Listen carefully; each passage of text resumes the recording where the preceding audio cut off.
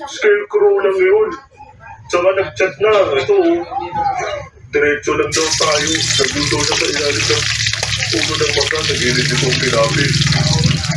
Ito na po tayo. O ano na plano mo?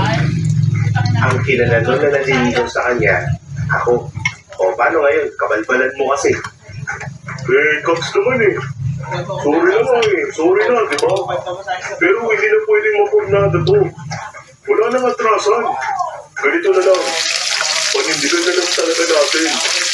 Ikaw si Beloy, ako, sidekick mo, ako si Mito. Ganun na lang. Cox naman. Sige na naman. Mukha mo eh. Sagot ko yun. Ayoko ng relasyon na yun. Saka, tayo ka ba nun? Akin na lang yung nililig siya. Ano ba naman yun? Oo na, pati ako nalalapit na ulo ko. Kasalanan ko nga eh. Pero yun na nga, ituloy mo na lang muna ka. Saka na natin problemahin pag nandun na tayo. Sige naman, napakalayo ng bigay natin eh. Ay, bibigtin na lang kita. Ayos lang. Siyempre, tutulungan kita. Siyempre, ikupunod kita. Basta, sakay ka lang. Ako bahala. Ay, bahala na. Ewan, asin nito. Ikaw bahala ha. Ako may pasa. Yun! Basta chill ka lang ha. Uy, yun na. Yun na yung puno ng magdasa na yun.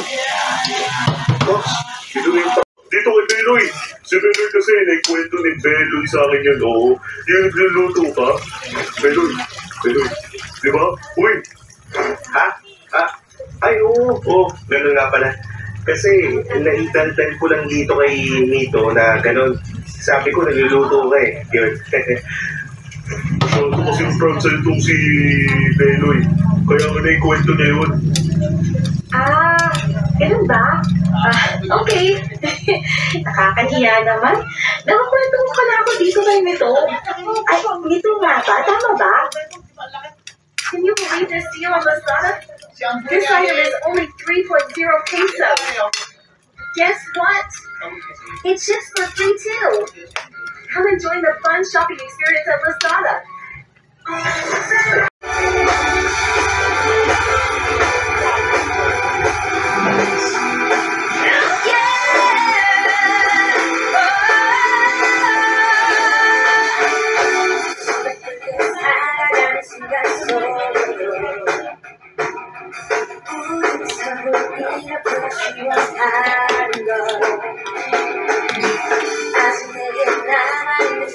Huwag mo na nanin ito nagkalat ng mga sikirito.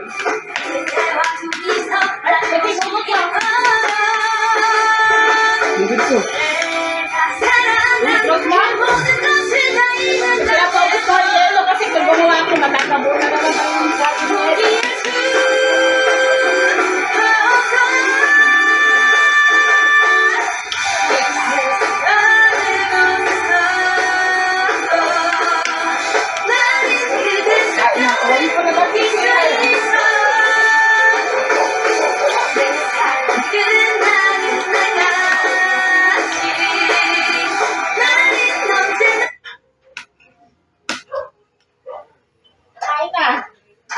Dito mo simulan hanggang doon sa dulo.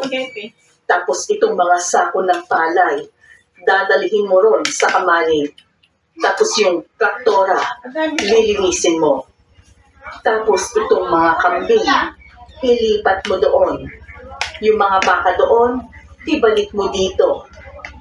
Oo, yung mga sako daw ng palay, tapos yung traktora, tapos yung mga kambing, tapos yung baka, tapos, masahin mo si auntie. Ikaw, lumusong ka. Kung ayaw mong ikaw ang ipalipas sa kalabaw, yan ang gagawin ninyo hapon. Susunduin ko ang lolo ni Nina. Kilos na. Uy, kilos na daw. Animal kang kalabaw ka. Kita mo na ginawa mo? Uy, relax ka lang, Cox. Easy. Ayun pa si Auntie Lorna, oh. Huwag ka magulo. Saka baka tamaan ako niyang gulo. Uy!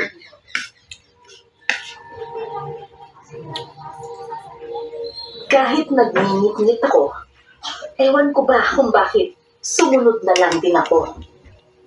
Pero ang iniisip ko, aaminin ko ang kalokohan namin ni Beloy at uuwi na kami. Siguradong hindi kakayanin ng katawan ko na magpabugbog ng 1 linggo sa mga gawaing bukid. Kahit nakabusangot, tuloy-tuloy akong nagtrabaho. Habang si Beloy, mayat-mayang nauupo sa gilid ng bukid. Pinulat ko na yun eh. Nagpapasto naman ako ng mga kambing na matigilan ako dahil nakakita ako ng napakalaking ibon sa gitna ng bukid. Malayo ang ibon, pero tanaw na tanaw ko ang lapad nito. Noon lang ako nakakita ng ganoong kalaking ibon. Kax! Uy, Kax! Tingnan mo yun! Uy, ano ba yun? Natutulog ako eh. Hayop ka, ang gulang mo. Huwag ka matulog dyan. Pero tingnan mo yun, yung ibon, napakalaki. Ano? Parang ibon lang eh, saan ba? Wala. Saan? Tao yung nandun, matanda yun eh, sira ulo mo. Nag-OT sa amboy. Ano? Itinuro ko kay Beloy ang dambuhalang itim na ibon. Pero iba ang nakita namin nang lingunin namin ito. Isang matanda, walang tingad na nakatayo sa gitna ng bukid. Ang nakapagtataka, nang balikan namin ng tanaw ang direksyon ng matanda, nakita na namin ang isang napakalaking ibon na lumilipad na. Natanawin namin doon ang isang parang kulungan. Inakala kong doon ko dadalhin ang mga sako ng palay, kaya pinuntahan namin yun ni Beloy.